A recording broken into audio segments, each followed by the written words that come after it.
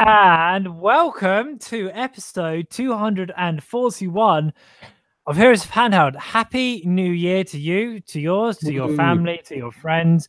This is the internet's premium handheld gaming podcast dedicated to all things handheld, whether that be 2DS, 3DS, Vita, Switch, iOS, Android, PSP, PSP Go, Nokia N-Gage, or Game Boy Micro.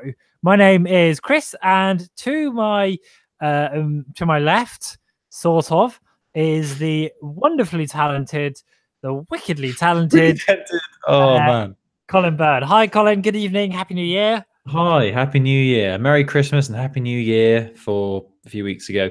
God, that's like from 2011 or something, isn't it? The whole John Travolta, the wickedly talented. Oh, yeah, it was ages ago. It's just after Frozen came out. Does he? Oh, God, it's horrendous. Good maymays. So, hi, how are you doing? Are you well? Yeah, I'm pretty good, actually. Had a nice restful break. Thank you to everyone who was tweeting us nice things over the Christmas and New Year, because the last episode was a bit rushed. I don't know if you remember, Colin, you were working and it all got a bit mad. So it was nice to have a nice couple of weeks away. After we finished that episode and it was done, I realized that you'd left a message on my phone. I listened to it and I didn't realize that you'd left a message whilst you're on air. Yeah, it was sort of like saying, like, I guess I won't speak to you. Bye. Amazing, iconic. But no messing around. I was here early. We're both here early, and we're about to rock and roll. You know, we're well rested. We're well fed. It's time to kick off another year of epic podcasts from everyone's favorite handheld gaming podcast network, H of H. Heroes of Handheld. H. Colin. It's like the Chinese New Year. You know, there's a year of. Each year is like the year of an animal or a creature. I think I've heard a rumor that it's the year of the podcast. So I think this is our year. So I think this is the one where we're gonna get serial level numbers here. You know, this is the year. You know, all those other years just building up to this one, 2019. And we're gonna get sponsored by Mayo, Kimp, or Four Space, or other ones today. Audible. That's it. Audible. Use the download code Heroes of Handheld at checkout to get 10% discount. Or if you want to buy anything from Amazon, click the banner. Anyway, do you remember that one? Yeah, I do. That's like you had to do required list, didn't you? Colin.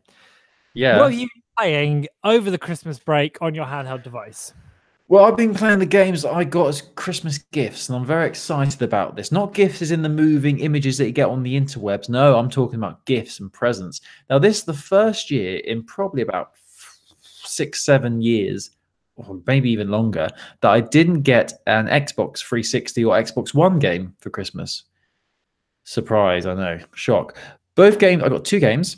And both of them were for the Nintendo Switch. The Nintendo Switch. So okay. I've been playing a lot. And one of the games in question has even made me part ways with cash to get the online services, just so I can play it really? It has.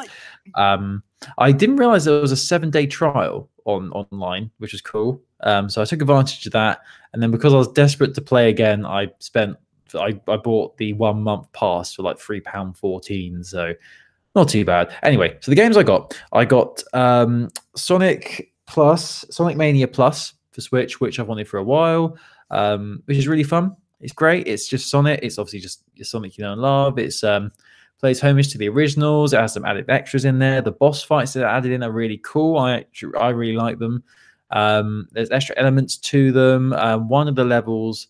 I think they've added like 2 new zones or something like that. I've not played the second one yet, but one of them is like a film premiere sort of world. It's really strange. Like there's red carpets, there's flashing lights everywhere. There's loads of bouncing balloons, and it's just really, really cool and crazy. It's really, really brilliant. I mean, Sonic is just fantastic, and it's a Sonic you know and love. But I like the little extras they've added in and the little like twists to the normal gameplay. One of the I'm not going to ruin too much, but one of the elements I did like is in one of the levels, like halfway through it all stops and you have to play a game of Tetris against Dr. Robotnik. Oh, that's cool. Which was a really nice twist. And it's actually quite challenging. It's so weird, like you're obviously speeding through a level and then suddenly you stop and then he challenges you to this game of Tetris. And then after that, once it's done, you then start again. It's just so good. I'm only about 4 levels in, I think, 4 zones in. And the music really got to me as well. I got a bit emotional actually listening to some of the music because of the memories of playing it when I was younger. Sonic was one of the very first games I actually ever played I think, back on our old Sega Mega Drive back in the day. I think we had that before we had a PS1. But yeah, it's really good. It's really fun. It's really well made. And yeah, if you're a big fan of Sonic, the original, then you'll love it. Did we talk about? I can't remember when this came out. It might have been actually after we did the last episode. But the poster for the Sonic the Hedgehog film. Did we talk about that? I don't think we did. I don't think we did. No. Just very briefly, how that made the internet break. That weird-looking humanoid hedgehog thing looks a bit creepy. Very strange. Very pointy nose as well. It's like a human. Looks like a baby with a weird hairdo. Anyway, so that's not important. But yeah, it's really cool. And the other game I got was FIFA 19 on my Nintendo Switch. So here's the thing. This is what you like to say. Here's the thing, Colin. Here's the thing, Chris. I get really into FIFA. Like, I go through spells of being absolutely obsessed with it and just playing it constantly. And what I love is the online matches against randomers from around the world, the online seasons where obviously you get 3 points for a win, 1 point for a draw, obviously you don't get anything for a loss, and you're battling to go up the divisions, or you're battling to not get relegated. So I think you start in Division 10 and you work your way up. Obviously, Division 1 is the top one, and it's either a case of beating relegation or going for promotion or going for the title. And here's the thing. I've been playing the online side of things, and I've been playing it mostly in handheld mode. And it's absolutely fantastic how it plays. It's brilliant. At first, it took a lot of getting used to with the smaller screen, because the game's like a lot further away because it's smaller screen. But got used to it. The playing against other people, it finds other people really quick. The connection's really strong, in my opinion. I've had very rare instances of lag or anything like that, so it plays really well. It's just a brilliant iteration of FIFA. It's the FIFA you know and love, and it's great. I mean, there's been a lot of negativity around it because the journey, which is the story mode, isn't in this version of it. And there's a few features that aren't there, but the core game modes, which are, in my opinion, probably the most popular ones, are there. Ultimate Team is there, and the online seasons is there, tournaments are there, and friendlies, online, offline friendlies with friends and things like that. So all the core game elements that I'm interested in are there. I mean, I've never been. I mean, I would have played if it was there, but the fact that the journey isn't in there wasn't a massive thing for me personally. The online season was the big draw. It's amazing being able to play FIFA on the toilet, in bed, on the sofa. What a time to be alive, Chris! I can play FIFA against people around the world whilst I'm sitting on the toilet. It's a dream come true, and I'm addicted to it. And it's what made me spend money on the online service so I could play online. And what I will also say is, I don't know whether it's because the level of competition is not as good as on Xbox, but I'm finding I'm actually beating everyone by about 5 or 6 goals. Oh, wow. It's either people just aren't very good on Switch, or it's quite a younger audience playing it. I don't know, but I don't know what's going on, because when I play on Xbox, I normally lose. It's quite balanced between winning and losing.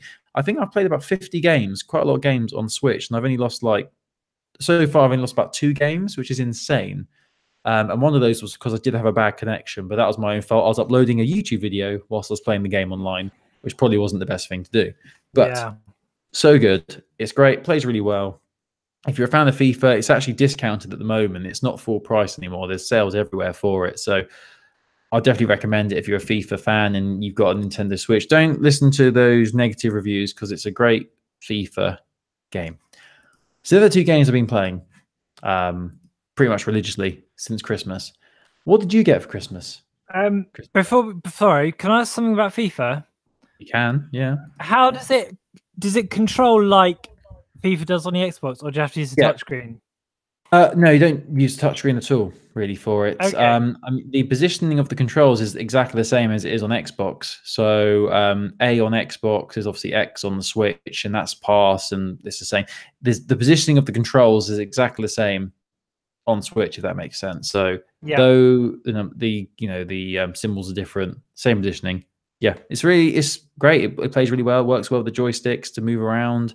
Very responsive. I mean, I was right at home straight away, because I just straight away went back to how I used to play it on my Xbox with to pass, shoot, and it felt right. I didn't struggle. I was straight in a first game and it felt comfortable. So Yeah, I love when really. that happens, when you can just like pick it up and it just feels. Rocket League is like that, where you play it a lot on PlayStation, you go across the Switch, and it just I feels like keep exactly yeah, the same game.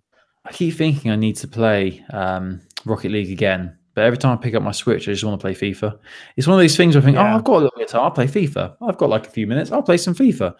Um, yeah, which isn't good, I guess.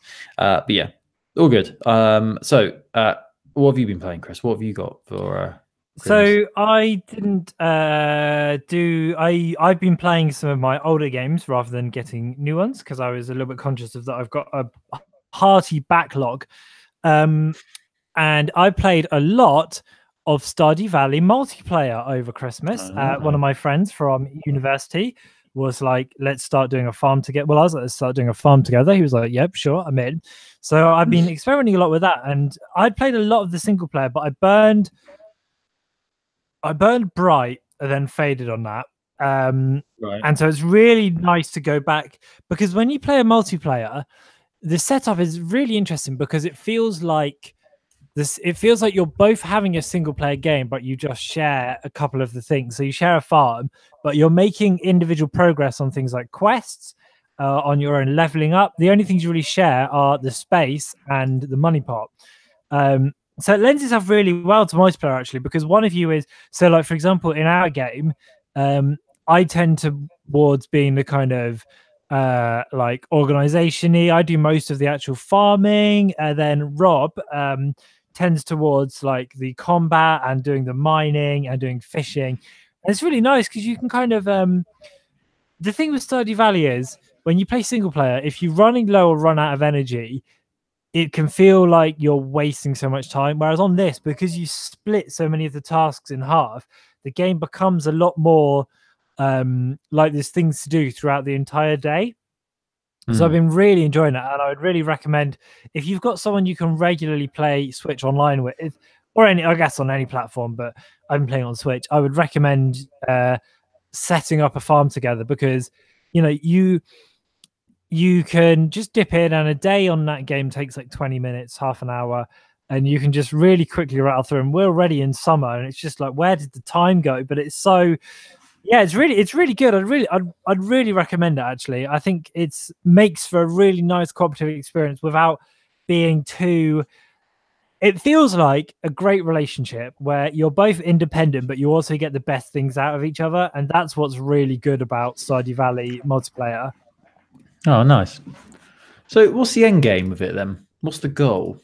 Well, good question. It depends on what you want to get out of the game, really, because there's a social element to it, because there's all the characters you can interact with, or you can just try and make the most money. You can try and there are like a couple of museums and kind of collection community center things where you can try and donate one of every type of item. It's there's not really a set. There's not like a game over screen. You make the game of it what you will. So we're trying to complete the community center, which means donating certain types of items to this mutual hub before they go out of season. But there's loads of different things you can do in it. It's a very open-ended game, and the seasons come around and come around. And it's one of those ones where you think you're quite into it, and then you look up how into it people online are, and you realize, oh, actually, there are people who play this who have got like hundreds and hundreds of hours logged. So yeah, I've been playing that really. I've been dipping into Smash Bros Online, which I've been enjoying as well. We need to Oh, play that actually. I forgot to mention. Yeah, I played. I haven't actually got it, but my partner's sister got it for Christmas, and I was playing it a bit over the Christmas period. That's a challenging game. There, it's quite a steep learning curve, I have to say, especially as I've never played it before. Yeah, Took me a few goes to get really used to how it plays. And I still don't really get it because I just ended up every time I was trying to attack, I then end up jumping. Like I don't know why in my head, like it seems like the button to jump was in the position where I thought an attack move should be. Maybe it's just me yeah, thinking of other games, but I played with the original or the lineup you get straight away, and the best character I found was Donkey Kong, yeah. easily the Donkey Kong's strongest. great. He's really So good. good. But I mean, Um, that's the thing. There's 70 characters, so if you don't like someone straight away, it doesn't take long before you find someone you can get on with. I just want Sonic in my life, to be honest. So as soon as I unlock him, I'll just be using that all the time. Yeah, he's good. Sonic's good fun. He's a good lad, is he? He's a good lad. You know, he's a good lad. So I've been playing Smash Bros. What else have I been playing? I played a little bit of the Spyro collection, which my partner bought on PS4, which is good. Yes. Yeah, you said briefly spoke about this over messaging. You said you're liking it, and I was surprised. I think you've probably mentioned this before, how you never really played Spyro back in the day. Yeah, well, I only had a PlayStation 1 very late to the game, and the PlayStation 1 we did have was fake, or there was it was not, it was like it was chipped, or basically it meant that it didn't play the games as well as you might think. So I've only ever played Spyro in black and white before, so it's nice to see what it actually looks like. Yeah, I've been enjoying it. I mean, it's quite hard. It's interesting. They've managed to really make it feel like a PS1 game with a prettier skin, which is kind of a blessing and a curse. Because on the one hand, it's nostalgic even for someone who didn't have a PS1. But on the other hand, it's like it can be quite frustrating with the camera angles and stuff. And the kind of repetition of it can get a little bit annoying, but it's very pretty and the music's great and it's very addictive as well. I'm enjoying it. It's good. I think the second and third ones are brilliant. In my opinion, the second game is the best one in the series, but the third one's great as well. So I'd love to see your thoughts once you play these ones, because though the first one is good, I think the second and third ones take the idea of the first one and just improve on the formula, and they completely fine tune it, in my opinion. The second one's just great. So the levels in it, the different missions, the secret orbs you have to find. It's just so good. You'll be completely hooked on that, I reckon. And when you get to the skateboarding levels as well, that'll be fun to see you play those. The thing that I will say that is frustrating me slightly about Spyro at the moment is I do find that the levels have a tendency to be very...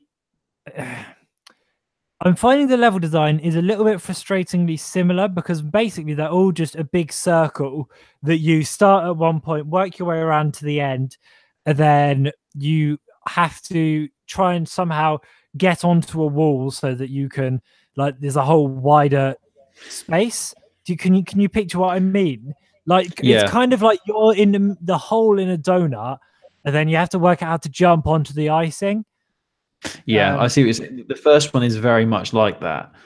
With the second one, it's more linear. There's an end point, it's just a straight route to the finish. But the first one was very much like that, where it's just a big open space, and you just have to work your way through that space and find the end point.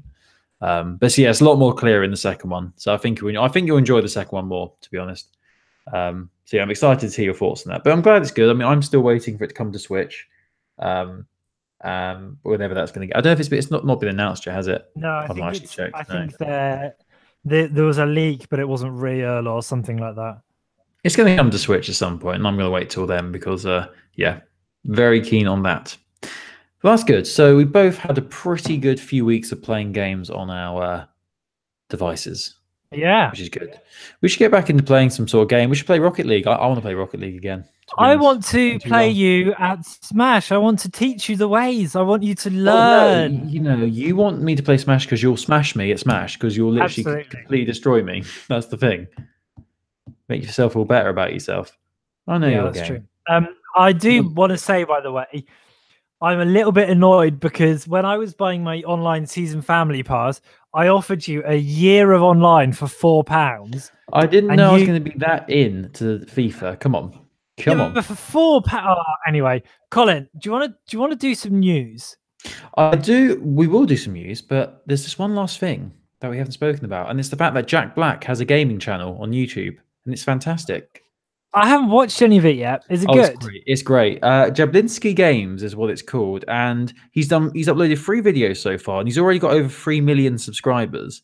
Gosh, it's a bit confusing, to be honest, because I don't really know whether he's doing it seriously or not. It seems like he's doing it as a joke, because in his first video he says how he wants to get more subscribers than PewDiePie. But now he's saying he's going to be doing videos every single week, every Friday. And he's done his first one, which was actually pretty good. I won't ruin what's in it, but he goes to a pinball museum and talks and looks at some of the games and comments on them. Oh, cool. It's just a bit strange. I don't know. Jack Black is he's just naturally a funny man, and I can watch him do anything, to be honest, and it's great. But yeah, still a bit confused as to why he's doing it and whether it is just one big joke. But it's hard to tell of him because everything seems to be a joke. But no, I'll definitely recommend it. Definitely watch his last video. It's only 3 minutes long. Yeah, it's very chuckle. It's very chuckle worthy. It's quite funny. Okay. But yeah, it's great. It's Jablinski Games. Go follow Jack Black and his big ass beard. He's got a huge beard, massive.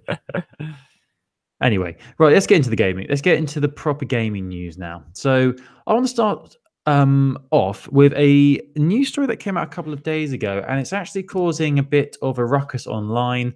This always seems to happen when a big name announces something like this. So we've got news of a new Alien game. So as you know, Alien, very popular franchise, horror, sci-fi. Alien Isolation came out a couple of years ago, and that was really well received. That whole going around the ship whilst the xenomorph is trying to kill you. Was it really well received? I thought people didn't like it. I think it was.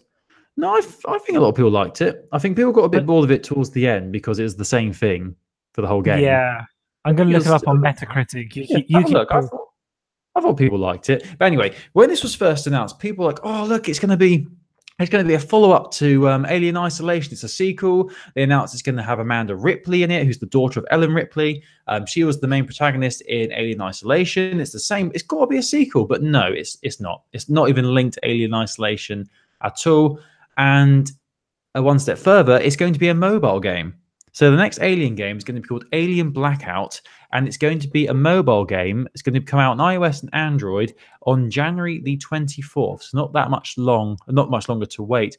And whenever a lot of people hear the whole it's going to be a mobile game, people do get a bit fearful. I mean, we had that title that Blizzard announced. It was Diablo, wasn't it? No, not Diablo. It was it Diablo? No, it was Diablo, yeah. Oh, it was Diablo Infinite or something. And the guy was like, don't you guys have phones? Yeah, that was it. So that was badly received. And when I initially heard this, I was quite intrigued to see what this is about, because, Alien big name. And if it was going to be similar to Isolation, I was going to be interested. But I found out today it's not actually linked to Isolation at all. So a lot of people aren't happy about this. But there is a very short teaser trailer for it. And I have to say, it just looks like Five Nights at Freddy's with an alien. I'd have you watched the teaser? Yeah, for the record, Alien Isolation is about 8 out of 10 on Metacritic. I was thinking of Aliens Colonial Marines. Oh yeah, that was hated by everyone. That was rubbish. One. We don't talk about that. No, Isolation was the one where you go around the ship and there's the aliens following you, and you have to hide under tables and stuff while it kills you. But yeah, so you've seen the teaser then for. Yeah, Alien it does. Blackout. It looks. It's Five Nights. Yeah, at Freddy's. Five Nights at Freddy's is a very apt comparison. Kind of top-down map view, and you're controlling access, but you have to scoot around so that they can jump scare you and all that kind of stuff. I mean, the developer, who is, there's a few different game makers here. I can't remember. I don't know who the developer is. It'll be here somewhere. But they've even said that you're going to be controlling a holographic map, surveillance cameras, and motion tracker in an attempt to escape the xenomorph. So that is just Five Nights at Freddy's, basically. It's the same sort of thing. And I'm assuming there'll be jump scares when the alien kills you. So that's a bit disappointing, but I don't know. We wait and see. I mean, that's a big name. The Alien franchise is a huge, huge deal to a lot of people. So if they don't get it right, I'm sure there'll be a lot of hate online. But there's already an awful lot of hate online. If you go to the trailer, the dislike to like ratio, which is the way of telling, that's an easy way of telling how, like a litmus test of how the internet is feeling about something. Just clicking on it now to get the most up-to-date stats. 733 likes, 27,000 dislikes. Well, there you go. There you go. But mobile games can be done right. It's just, I don't know. Let's give it a chance first. Let's see how it turns out. I mean, the same old issues people are worried about. It's the whole thing about there being microtransactions and things like that. But I mean, looking at the sort of game that it's potentially going to be, I don't really see how they can have microtransactions in it. It'll probably just be a game you have to pay for, straight up pay for, and that's it. I wonder as well. I don't know about you, Colin, right? But stick with me here. I don't think I've ever played a game on my phone that has scared me, because I play phone games when I'm sat on the sofa and I've got the TV on or when I'm on the train, or when I'm on the tube or on the bus. Like, I've never been invested enough into that tiny screen to get scared by something. So I don't really know what they're trying. That might just be me. I might be, backwards, but I don't know. I can't really see it being scary. No, I'm seeing what you're saying. If I was playing a horror game, I don't play many, but when I play horror games, I want to make sure I'm fully in the atmosphere by having a big screen, playing it on a TV and Yeah. on a console. So, I mean, I know the Five Nights at Freddy games have been released on mobile. I've not played any of them on mobile, so there obviously is a market for it. But yeah, it seems like a very odd place for this game to go. Maybe it's going to be like a sort of pick up and play thing where it's very short because like the whole point is to escape or get out without the alien getting you. Maybe like levels don't last very long. I know like Yeah, Five maybe. Nights at Freddy, there's 5 different nights, wasn't there? Obviously, Five Nights at Freddy's you had to get through. So maybe it's like, each level's about a minute long. You either get killed or you survive. I don't know. It'd be interesting to see. But no, I mean, it's not very long to wait. 24th of January, it's a couple of weeks' time. So I would hope that this is the sort of game where it is just, you pay, I don't know, a $5 or whatever, and that's it. It's yours. So there's no micro. I can't see there being microtransactions in this. I'll be very surprised. I mean, what could you get? Like different skins for the alien? I don't know. Yeah, well, it might be you can pay to refill your energy to have another go at another night or something. Oh, the whole energy thing. Oh, yeah, God. I hate that so much. Oh, just looking at there's a screenshot on this article from Polygon, and in the top right it does say available power 1 out of 5. Oh no! They could mix that in somewhere. But like, you've run out of battery on your map. Pay now or die, or something like that. We wait and see. Anyway, so that was doing the rounds this afternoon or the past few days online. But yeah, let's wait and see. Can we talk about Ollie Ollie coming to Switch? Ollie Ollie, yes, we can. Oi, oi, oi. Ollie Ollie, Ollie, oi, oi, oi. All right, don't worry, mate. And Ollie Ollie 2, Welcome to Hollywood, have been confirmed by Nintendo to be coming to the Switch on I almost call it Vampires Day there. Valentine's Day, February the 14th. That'd be more interesting. Yeah, I'd be up for that, to be fair. It's a bundle of both the games together, which looks good. And it's basically, I mean, it looks very similar to how it looked on the other consoles, but now it's on the Switch. Yay. Which is good. No, I can't see anything about a price just yet. Unless I'm being thick. I can't see. Oh, yeah, there we go. $18.89. Yeah, that's quite a lot for those games, isn't it? I reckon that's quite expensive. For 2, though, if you've not played Ollie Ollie before, it is a 2D platformer skateboarding game where you are trying to do different tricks to get points, fill out a list. There's a list of all the different types of tricks you can do. Over 120 tricks and grinds to pull across 50 levels, 250 challenges, and a daily grind as well, which is a different challenge every day. And it's kind of like a combo platformy skateboardy game. And then the sequel has new modes as well. This is a big deal. It was a PlayStation Vita exclusive back in the day. The very first Ollie Ollie. People loved it on Vita. I remember it being really well received. Really big deal, yeah. So yeah, makes sense. It came out quite a few years ago now. It must have been about 2012. Yeah, 2011 came out. So, but here's my theory, Colin.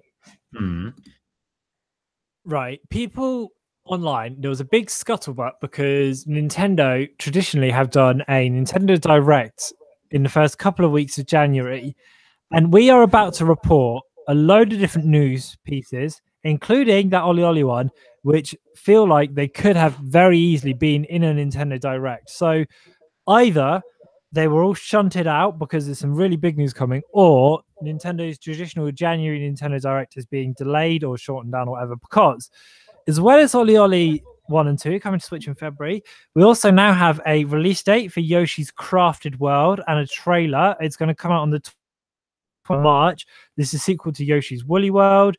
The trailer, personally, I don't think does it any favors. I don't think it looks particularly...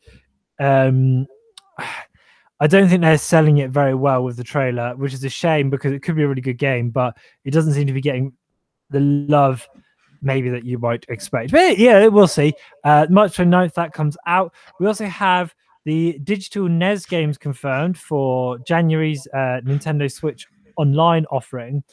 And Colin, I realize I'm rattling through this, but that's because these would all normally be announcements in a direct. Blaster Master and Zelda 2, The Adventure of Link, are coming to the Nintendo Switch Online service. Interestingly, the like-dislike ratio on the YouTube video for that, not very good. 5,500 likes, almost 10,000 dislikes. But why, Chris? Why? People are underwhelmed. And the last bit of news before I hand back to Colin to talk about something more significant is that, and this feels like it could have very easily been in a Nintendo Direct, and for some reason isn't, is that Dragon's Dogma is getting a port and coming to Switch. Now, have you played Dragon's Dogma? That's a big deal. I've not. I remember when it came out. Isn't it like Dark Souls, that sort of thing? It was like a version of that, wasn't it? Like big monsters you have to fight. It's more open world RPG. I'd say it's slightly friendly than that, actually. I played it. I think I played it. There's more of a focus. Go on, sorry. It's more. I'd say it's more of a role-playing game because it's more like significant characters and interactions and such. But yes, there is also a big focus on taking monsters down and doing it together as well. I'm quite keen to check this out, and I think this will scratch an itch for a lot of people who are maybe have finished Skyrim or Breath of the Wild and want something that is going to be kind of, scratching that open world adventure game itch, which Nintendo seem to be really pleasantly servicing on the Switch. It's a win-win, really, because this has like resurrected this game from the dead, because I think a lot of people have probably forgotten about it. It came out 2012 was when it came out, which is 7 years ago. Crazy. I feel like I might have played it on PlayStation Plus, but I might be getting it confused with, do you remember Kingdoms of Amalur? Vaguely, yeah, I think so. I think I might. So anyway, but the thing is, all those could have easily been part of a Nintendo Direct, but we have a new story now, Colin, which I want you to take the lead on, which is this would not be in a Nintendo Direct because it's too big. Why am I taking the lead on this one? You've left me with the shit. You left me with the skid stain in the pants. You love talking about these sorts of games because you covered the Vita for 2 years. I'm pretty sure we spoke about this back in the early days of Heroes of Handheld when this came, because these sort of games used to always come to PlayStation Vita. These were massive on Vita in Japan. I'm so sure that we've spoken about this, but anyway, we are of course talking about the hit smash game for all the family. It's Panty Party, which is a great use of alliteration there. And just to give you an idea of where we are, the picture advertising this game is a young Japanese anime girl holding down her skirt with a pair of pants floating next to her. And it's quite a nice pair of pants, actually. There's a nice bow on them, but they are white. That could cause problems if you're do a wet fart or something like that. There you go. Anyway, so this game, I don't know really where to start with this. It first launched in 2017 for PC. It's coming to Switch via the eShop this spring for 1,500 yen. It's going to support Japanese, English, French, but all these different languages. I don't think we've got an announcement for it coming out to the West. I mean, we did speak about this, but I think it's just Japan is coming out in at the moment. I'd imagine that's the case when it's 1,500 yen. They're saying that the price is, but yeah. Although if there's English language in there, people you can do the cross. You could make a Japanese account and do it that way. I think I believe that's still working. I'd be surprised if this came out in the West, to be honest with you, because there may be a bit of an uproar for this sort of game. So should I read the about bit of this? Should I read the information on here? It's the about bit. So I'm going to read this all, starting from the top. I don't even know I should read the top bit, but I'm going to read it anyway. So this is a Panty Party. This is what it's about. Warning. This is part of the wording now. Warning. No hentai contents in this game. All you get is funny and stupid panties. For fuck's sake. Well, I wanted hentai content. That's I'm not going to buy it. No, but you do get funny and stupid panties, which is surely what you're... I'm so sure we spoke about this. Maybe it was another game with pants that are flying around and you had to they hit you in the face or something. Chris, I'm sure there was something. I'm gonna delve into our archive. You keep going. Because I remember seeing a trailer where there was girls sitting down and these pants were hitting them in the face and they were going, oh. I remember this. Maybe that was just my previous love life. Sorry, what were they doing? What? Anyway, let's move on. What noise were they making? Oh. That's what they normally make. I see. Anyway, right, here's the wording. I have to find the warrior of love. The warrior of love? Yes, it is you, the one who loves panties, the warrior of love. Anyway, dashing on the street, warriors of love, along with panties, to save humans from the evil intention and to save themselves from being transformed into panties. Fight in a funny comedy full of panties, love and passion, with fierce battles between panties. Dash and dodge in high-speed battles with panties. Panty Party is a fast-paced battle game. Yeah, sorry, I'm gonna. It might be when I worked for the Vita Lounge back in the day. I might have done an article on this. Oh, hang on. I've made progress. Oh, you found something. Keep going. I've made progress. I'm gonna search as well because it's gonna annoy me because this really does sound familiar. Panty Party. Here we go. We in episode 97. God, back in the day, that was a classic episode. June 2015, for Mitsu announced the game coming to Vita and PS4, and the line we used was that there was lots of panties. I'm just translating the article page now. Right. It looks very, but it was all about pants, and it was 5 gigabytes, and it was coming to the Vita for 7,800 yen. Let me just translate. Must be the same thing. Yeah, keep going. So to summarize, this game comes to Switch. It's all about panties hitting you in the face, which is surely what we all want from our gaming experiences. So yeah, it's yours to own in spring this year. Not long to wait. The game was based on something called Punchline. This might ring bells, it might not, but episode 97, if you want to look back on this. 97. It's based on an anime called Punchline, made by Futa TV, and it's very pants focused. Most of our podcasts are pants focused anyway. God, we've covered some real shit on here, haven't we? Excuse my language, but you know what we should do? This is a bit of a sidetrack here. I'm gonna go on to all the previous episodes of this podcast. I'm gonna go on one of the old episodes. Let's do 147. Episode 147 was called Who Me, Pokemon Fever, and Bat No Bile.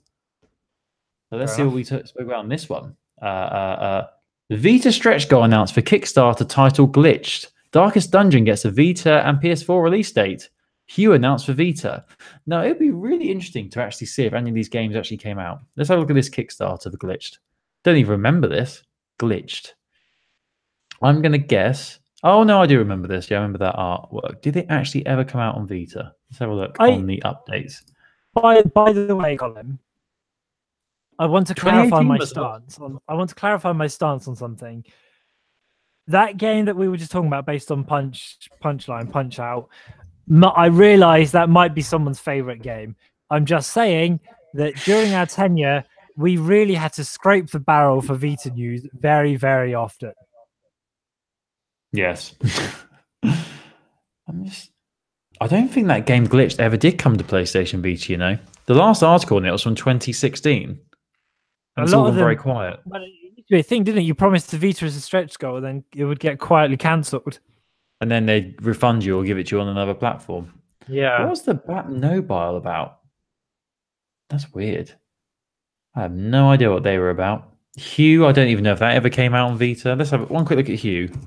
Hue, PlayStation Vita. Let's have a look. Oh, it did come out on Vita. There you go. 30th of August it came out. I remember that one. It's all about different colours. Good times. Anyway, that was a nice trip down memory lane. But anyway, back to what we're talking about. Panty Party, yours to own very soon on Nintendo Switch. Great thumbnail. I'm saving that picture, and it's going to be used for the thing is, like, when we put the tweets out this week, we put like a article image. So whenever we tweet out about the episode, you see the same image. And this week it's going to be Panty Party. So enjoy that, everyone. Enjoy that. Oh, it's so it really sets my teeth on edge. Last bit of news, Colin, and then we're gonna then we can head out for the eve. I'm going to go to Fabric to watch Skepta do a DJ set, whereas Colin has got a folk dancing class down on the pier. We last episode talked about the Minecraft update, which was coming out on Vita and other devices, which was the final update, and now it's been confirmed, which is the Nightmare Before Christmas. And we didn't know at the time, but we now know that that is the final ever update for Vita. 4J Studios, who are the ones who handled the port of Minecraft, and to their credit, have done a really, really stellar job, like with consistently making new difficult content work on Vita and on Wii U and Xbox 360 and PS3. They're packing up their dev kit, and they are no longer going to be releasing content for Minecraft on those 4 platforms. So that's it for content now. It's quite. They put a tweet out as well, which is quite sad, on the 18th of December, where they said they are packing up all their development kits for the Wii U, Vita, PS3, and Xbox 360. And it's a really sad picture. All the development kits are in one corner. There's like loads of Xboxes, loads of PlayStations. There's a few Wii U's and all the Vitas in boxes. End of an era. And we have to remember, like, this really is an end of an era, because the Xbox 360 was the very first console to get Minecraft. Oh my god! Yeah, it was, wasn't it? So this really is an end of an era. So the fact that they're not updating anymore is really sad. Really sad. But yeah, I'm sure they'll keep adding updates for the Xbox One and PlayStation 4 for the foreseeable, or the Switch as well. I'm sure that will never end. Well, it will end one day, but not anytime soon. Sad though. God, yeah, it's nostalgic, isn't it? Looking back on this stuff. It's mad to think as well how long the gap was between the Vita version and the Wii U version. What was the gap? Well, on the just reading this article, that was Eurogamer done a really good write-up of this. The Vita version was October 2014. Didn't come out on Wii U till December 2015. Ah. So yeah, that's quite a big gap. Crazy. Insania. Colin. Yes. I want to play some Smash with you this week. I just want to smash you, basically. Yeah. So. No, unfortunately, we have to go back. We have to go back to the future and play Rocket League instead. Or buy FIFA. We can play FIFA. Let's play FIFA. I am not going to buy FIFA, but I will play Rocket League with you. Yeah, man. Yeah, boy. Maybe tomorrow. I'll let you know. I'll give you the deets. Yeah, keep me posted. I will. As the kiddies say, the problem is I'll load up my Switch with every intention of playing Rocket League, then I'll end up playing FIFA. So sad little story that. It's sad. Have you seen the new Mary Poppins yet? I have. Have you? I have. I'm pretty sure we haven't spoken about this. No, we can't have done, because I saw it after we last spoke. Yes, I have seen it. What did you think of it? I thought, but I just want to say to people that we won't be doing any more handheld stuff. So if that's all you've come here for, you can go now. We won't be offended. But if you're interested in our top tier movie opinions, I mostly liked it. I thought there wasn't, ironically, I thought there wasn't enough Mary Poppins, and it put too much screen time on Lin-Manuel Miranda, who I do love and love the work of, but I felt like he was given too much time. The lovely London sky. What I agree. Think of it? I agree with that Mary Poppins really wasn't the main focus of it, but I found myself like about an hour into it, or maybe 45 minutes into the film, I realized like the whole opening bit, I just had a massive smile on my face the whole time, and I really liked it. Really liked it. And the more I think about it, the further I've gone from seeing it, I realized how much I did like it. It was always going to be a challenge doing a follow-up to Mary Poppins, which is obviously one of the classic Disney films. But I thought they did the best they could with what they had, and they did it really well. The songs are really good. Everyone in it was great.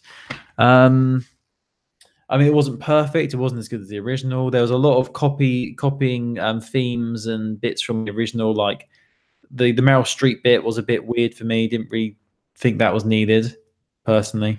I feel like it was too, like, I think you could have cut out two songs and had more Meryl Streep and more Mary Poppins, because one of the things that annoys me is that there isn't really a song where Mary Poppins gets to do a solo, because she sort of did in that one about the book, and then it became a Lin-Manuel song, and it's like, oh, I guess we're doing this now. I don't know if I agree with that, because there's that song where things are out of place. That sad song about people who have passed away. That was a Mary Poppins song. Or can you imagine that when they're in the bathtub? That was one of her songs as well. Yeah, but weren't the kids singing in that, or have I made that up? No, it's just her. Oh, okay. I retract my point, but I still feel like she wasn't as main a character as I would have personally liked. I swear, I actually thought the same thing, that she wasn't in it as much as I thought, which is interesting actually, that they focus more on the other characters. But no, it was good. I really liked it, so I'd like to watch it again. It's one of those films I think I want to watch again. I mean, one of the only negatives I'll say is there wasn't really an emotional pull in it. Like in the original Mary Poppins, the bit where they're singing the Tuppence song about the lady on the steps of St. Paul's, and also when Mr. Banks is walking towards the bank to get sacked. That was really sad. But I didn't really have that at all in the new one. There wasn't really. I know there's songs that are meant to be sad, but they just didn't really emotionally resonate with me. The other thing as well that I think is a shame, because I rewatched the original Mary Poppins the day before, and personally, I think something that both films do poorly is I think they should focus more, or have more of a focus on the women who aren't Mary Poppins. In that, in the first one, you have the mum who is suffragette, and that's really cool. And she barely gets any screen time. And then in this one, you've got Emily Mortimer playing the grown-up little girl, and she's got this really interesting thing going on with the unions. And she is kind of reduced to the lamplighter's love interest, whereas we spend a lot of time with Ben Whishaw at the bank, which is kind of cool. But also, like, I think it's a shame that the more interesting kind of political stuff is pushed to the side. I can understand why they do it, because they want to. Their point they want to make is, aren't banks, nasty people working money. But it's just like, I don't know. I just think it's a bit of a missed opportunity for me. Yeah, I see what you're saying. Like, that was addressed at the beginning, wasn't it? Of how she's fighting for the unions, and it was sort of just like forgotten about as you went further through the film.